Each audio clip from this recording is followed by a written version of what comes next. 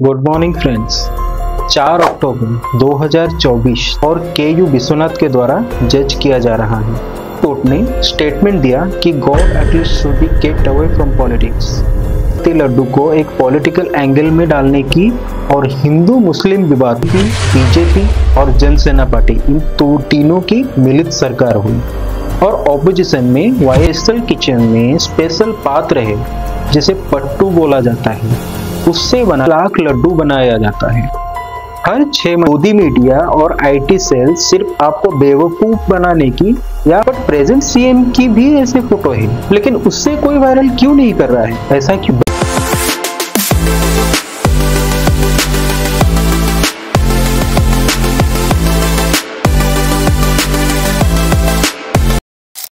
Good morning friends.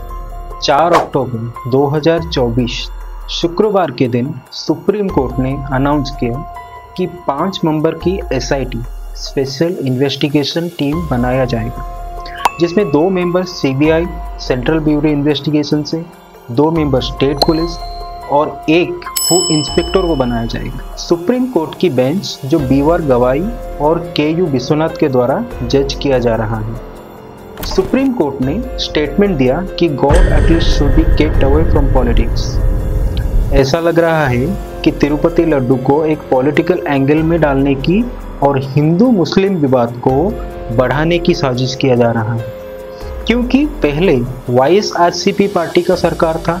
अब 2024 के election के बाद टीडीपी, बीजेपी और जनसेना पार्टी इन तीनों की मिलित सरकार हुई और ऑपोजिशन में वाईएसआरसीपी पार्टी होने के वजह से इस कंट्रोवर्सी को पूरी कोशिश की जा रही है कि इसको एक पॉलिटिकल एंगल दी जाए। तिरुपति में बहुत प्रकार के प्रसादम बनाया जाता है, उसमें से लड्डू एक स्पेशल प्रसादम है जो लगभग 300 साल से एक स्पेशल किचन में स्पेशल पात्र है जिसे पट्टू बोला जाता है, उससे बनाया जाता है। उसमें डालने वाले सामग्री जैसे कि हो गया बेसन, शक्कर, काजू, इलायची, घी और किशमिश से बनाया जाता है। हर दिन लगभग 10 टन गायों के घी को इस्तेमाल करके 3 लाख लड्डू बनाया जाता है। हर 6 महीने में मंदिर प्रशासन टीटीडी तिरुपति तिरुमाला देवस्थानम के द्वारा घी के लिए टेंडर निकाला जाता है, जो कि एनएबीएल की सर्टिफिकेट लानी पड़ती है। इसके बिना घी भरा हुआ ट्रक प्रशासन के गेट के अंदर नहीं जा सकता।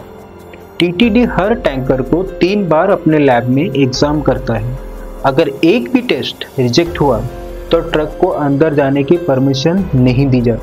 टीटीडी हर टैंकर को अपने लैब में 3 प्रकार के एग्जामिन करता है। अगर एक भी टेस्ट रिजेक्ट हुआ तो ट्रक को अंदर जाने की परमिशन नहीं दी जाती। लड्डू का सैंपल हर 3 महीने में हैदराबाद लैब को भेजा जाता है एग्जामिन करने के लिए, ताकि उसके क्वालिटी में कोई कमी नहीं निकले। उसके बाद भी उसे इंस्टीट्यूशन ऑफ न्यूट्रिशन में भेजा जाता है। मंदिर के प्रशासन सफाई और सुरक्षा के लिए इंस्टीट्यूट ऑफ प्रिवेंटिव मेडिसिन की राय लेती है।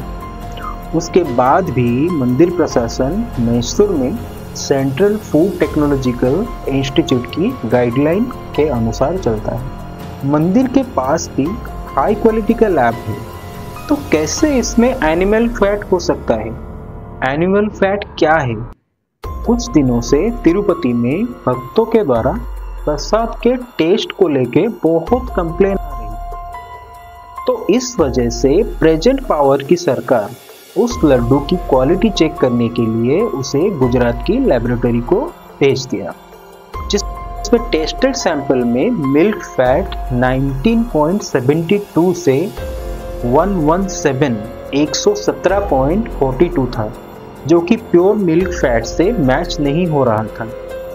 तो लैब ने रिपोर्ट में लिखा कि इसमें फॉरेन फैट है।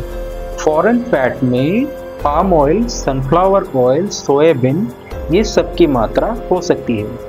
तो पता नहीं कहाँ से लड्डू में बीफ, पोर्क या फिश ऑयल की फैट के बारे में आया, क्योंकि हर चीज़ को हमेशा पॉलिटिक्स के एंगल में डालने की कोशिश की जा रही है। क्यों? जिस देश की संविधान खुद को सेक्युलर बोलता है, उसी देश में हर बार रिलीजन को लेकर ही बवाल खड़ा होता है। लोगों की इमोशन को पैरों तले रौंदा जाता है। क्या सच में हमारा देश सेक्युलर है? जबकि दुनिया की सबसे रिचेस्ट मंदिर और उसका लड्डू बनाने का प्रोसेस में इतना सारा जांच होता है, तो उसे क्यों गुजरात लैब में भेजा गया टेस्टिंग के लिए? टीटीडी का चेयरमैन भूमन करुणा जी ने स्टेटमेंट दिया है कि ये सारे दावे झूठे हैं। ये सारे चीज को देख के ये लगता है कि इसको एक पॉलिटिकल वार बनाने की कोशिश की जा रही है, जबकि गोदी मीडिया और आईटी सेल सिर्फ आपको बेवकूफ बनाने की या हमारे सबसे स्ट्रॉन्गेस्ट पॉइंट को, मतलब हमारे रिलीजन, हमारे सनातन धर्म के ऊपर हमें खिलाफ ही यूज कर रहे हैं। जैसे कि उन्हें पता है सिर्फ इसी चीज से हमको वो झंझोड़ के रख सकते हैं। Former CM YS Jaganmohan Reddy ने उनके शासनकाल में 14 बार ट्रक को टीडीसी से क्वालिटी के खराब की वजह से रिटर्न किया है, और अभी के सीएम एन चंद्रबाबू नायडू ने भी अपने शासनकाल में 17 बार ट्रक को रिटर्न किया है क्वालिटी के खराब की वजह से। जो 2 मेंबर टीटीडी संभालते थे, वही 2 मेंबर फॉर्मर सीएम के टाइम पे भी टीटीडी संभालते थे। तो अब क्यों उनके पैदाइशी के ऊपर गोदी मीडिया ने उनको मुसलमानों के साथ होने का दावा कर रहे हैं? Former CM YS Jaganmohan Reddy की 2 फोटो गोदी मीडिया ने वायरल कर रही है, जिसमें वो नमाज की टोपी पहने हुए हैं। बट प्रेजेंट सीएम की भी ऐसे फोटो है, लेकिन उससे कोई वायरल क्यों नहीं कर रहा है? ऐसा क्यों? डिप्यूटी सीएम पवन कल्याण जी ने इसी विवाद के वजह से 11 दिन का प्रायश्चित दीक्षा लिया था, और उसके साथ भी लोगों को ये भी बोला था कि एक सनातन रक्षा बोर्ड निर्माण होना चाहिए, और उन्होंने ये भी बोला था कि अगर ये चीज कोई मुसलमान या क्रिश्चियन धर्म के साथ होता तो कुछ अलग ही दिखने मिलता। हमारे देश में ऐसे सेंसिटिव कमेंट से लोगों का गुस्सा और बढ़ेगा, ना कि कम होगा। वो रोड पे उतरेंगे और दंगे करेंगे। इससे किसका फायदा होगा? जब तक ये प्रूव नहीं हो जाता कि लड्डू में एनिमल फैट है, तब तक हम लोगों को थोड़ा धैर्य से काम लेना चाहिए।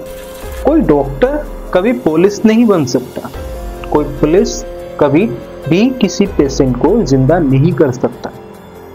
ऐसे ही कोई पॉलिटिशियन जब रिलीजन को प्रोटेक्ट करने के लिए उतरता है, ये कहना मुश्किल है कि वो अपने फायदे के लिए निकला है या हमारे। That's it for today guys. See you soon with a new video with a new content.